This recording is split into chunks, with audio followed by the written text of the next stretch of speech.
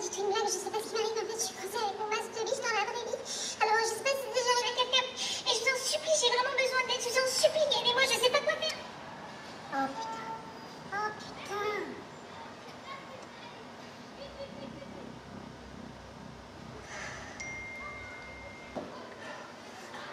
Quoi de neuf, les enfants? Moi, ma boîte avance. Oui. Doit être loin maintenant, hein. Bon, Serge, laisse-le parler. Tu disais, Antoine. Alors là, je suis hyper content parce que j'ai vachement affiné le concept. En fait, là, si vous voulez, c'est comme Uber, mais pour la plomberie, en fait. SOS plomberie, quoi. Non, non, on peut pas, non. Rien à voir, parce que là t'as une grosse dimension réseaux sociaux. Il y a une dimension gagner sa vie aussi. Bon, Serge, qu'est-ce que t'as ce soir? Fais un effort pour une fois que les enfants sont là. Alors, retourne classer tes photos. Non. Non, oui. Si, Rinette, ça c'est une excellente idée, ça. Je suis presque fini. Il m'en reste juste une à classer. Mais tu te rends compte que je pense plus qu'à ça. On fait plus rien tous les deux. À part ressasser ces vieux souvenirs. Eh ben, il y en a un qui devrait te plaire, là. Je vais te donner un petit indice. Italie 89. Allez, moi je propose qu'on commande une pizza maintenant. Ouais. Hein? Exact. Hein, ça.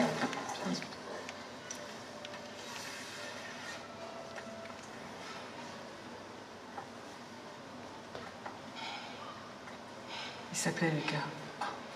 T'avoues? Bon, papa, on n'est pas au tribunal. Hein? Personne n'avoue, personne n'accuse. Si! Moi je l'accuse! Et moi, j'avoue. Aujourd'hui, je m'occupe avec la gym et ces conneries de tango acrobatique, mais oui. Avant, il y a eu quelques écarts. Parce qu'il y en a eu d'autres. On va se manger une bonne margarita, on va redescendre en pression. Non. Ça va. Non, je redescends pas. Ça fait des années que je m'emmerde, que tout le monde s'en fout. Alors oui, j'ai trompé votre père. Ah oui, Serge, je t'ai trompé. Mais ça m'a jamais empêché de t'aimer. Et puis c'était ça ou le divorce? Vous préfériez quoi? L'oriental, finalement. Je suis désolée que vous soyez tombé là-dessus. Je devais avoir un peu bu le soir où je l'ai prise. Ce type, je crois que je l'avais rencontré au bar de l'hôtel. Un soir, votre père avait encore décidé de se coucher tôt pour être le premier à ses foutues visites à 7 h du mat. Ça va être de ma faute maintenant. C'est magnifique, ça.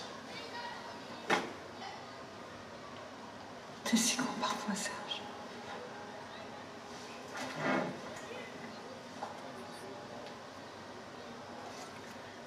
Riette, je vais me caler sur vous. Margarita, ça sera très bien. Allô? Centrale à 2478. On a une course immédiate dans votre secteur pour le 7e. Je prends. Très bien, on vous envoie l'adresse. Bonne soirée. Merci. Oh, c'est pas vrai. Allez, mamie, on y va, accélère. Allez. Eh ben, quand même, on va y arriver.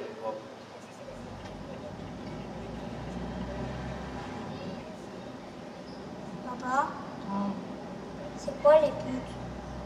Quoi? Maman elle dit que vous avez divorcé parce que t'es allé voir des putes. Mais t'as dit ça quand, ta mère? Mais t'as dit ça quand, ta mère? Elle me l'a pas dit, je l'ai entendu. Pourquoi c'est grave les putes? Non, c'est pas grave. Déjà, on dit pas pute. C'est un gros mot. On dit prostituée. C'est quoi? Bah, c'est une dame, une femme qui... Ça peut être un homme. Pardon? Je dis, ça peut être un homme. Mais attendez, c'est assez compliqué comme ça, d'accord? Oui, mais il y a des hommes aussi. Oui, mais... Non, donc c'est une dame qui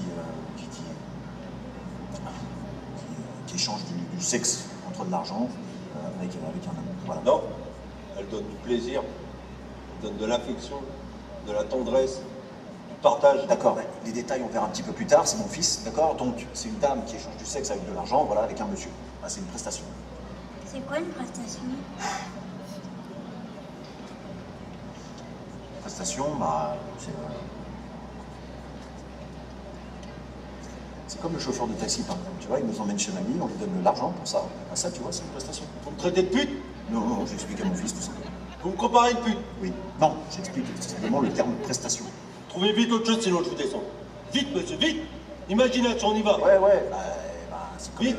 comme une coiffeuse. Une coiffeuse, elle coupe les cheveux, on lui donne de l'argent pour ça. Bah ça, tu vois, là-dedans, c'est une prestation. Tu comprends?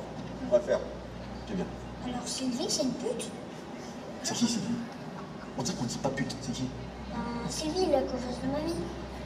Ah non, Sylvie, bah Sylvie, c'est sûrement une coiffeuse. Elle coiffe, normalement. Tu comprends la différence ou pas? D'accord. T'es content? Ouais. Mais vous arrêtez de déchirer à la console. Ouais, papa.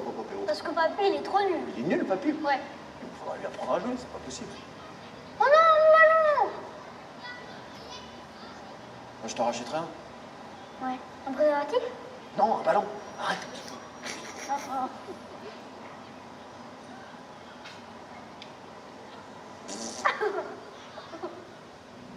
Qui veut poser une question à Christophe? Personne? Qui a des questions sur la prostitution? Allez hop, on y va.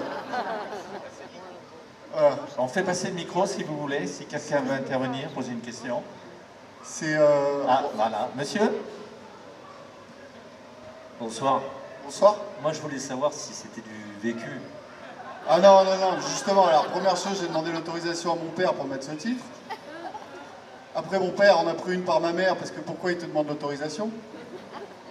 Donc voilà, non, ça n'a rien à voir. C'est vraiment une inspiration pure et dure. Ça part d'une proposition de scénario à l'intérieur d'un taxi. On m'a proposé ça. C'était un appel à scénario, et puis finalement, je l'ai fait tout seul de mon côté, parce que j'estimais que c'était bien, quoi. Voilà, je trouvais que c'était assez drôle d'imaginer cette situation d'un papa dans une voiture qui soit obligé d'expliquer la prostitution à son petit garçon et que le chauffeur s'en mêle. Voilà, le père rentre un peu comme un connard dans le taxi, hein, on le voit au début, et puis il sort comme un vrai papa à la fin, grâce à l'interaction du chauffeur de taxi. Alors c'est un film on a roulé 368 km pour le tourner, hein, dans Paris. Quelle est la marque de votre préservatif pour tenir autant d'air et aussi...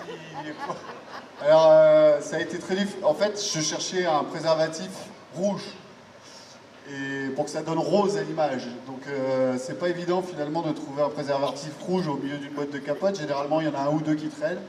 Mais comme on est dans le cinéma, il nous en fallait beaucoup plus que ça. Donc, j'ai commandé sur un truc qui s'appelle Condom City, je sais pas quoi, en Angleterre, un paquet de 100 capotes. Et voilà, on a fait avec, et l'équipe est repartie avec le surplus. En tout cas, merci, c'était une question gonflée. Ouais. Bon, tu veux rajouter quelque chose? Juste remercier mes comédiens, l'équipe avec qui on a fait le film, parce que c'est un film qui a un tout petit budget. Gilles Alma, que certains connaissent, parce qu'il est populaire grâce à nos chers voisins. Gilles qui m'a fait le bonheur de venir 3 nuits sur le film absolument gracieusement, parce qu'il avait aimé le scénario et l'histoire. Et le petit Valentin qui vient de Perpignan, et mon copain qui n'est pas comédien, chauffeur de taxi. C'est un copain qui est serveur, mais moi j'estimais qu'il avait tout pour faire le rôle du chauffeur de taxi, donc on a pris de l'élan tous les deux. Enfin ça c'est ma cuisine de metteur en scène, mais voilà. Une équipe en or, des acteurs en or, c'est eux que je voudrais remercier ce soir. Le cinéma ça se fait pas tout seul, dans l'équipe. Voilà. Donc pour ceux qui sont de Vence et ceux qui veulent revenir à Vence en vacances, au mois de novembre il faut venir pendant les rencontres de culture et cinéma. Et vous verrez Christophe, parce qu'il sera là pour Souris, pour le prix qu'on va lui remettre. Donc maintenant c'est terminé. Merci beaucoup. Merci beaucoup. La ville de Vence vous remercie.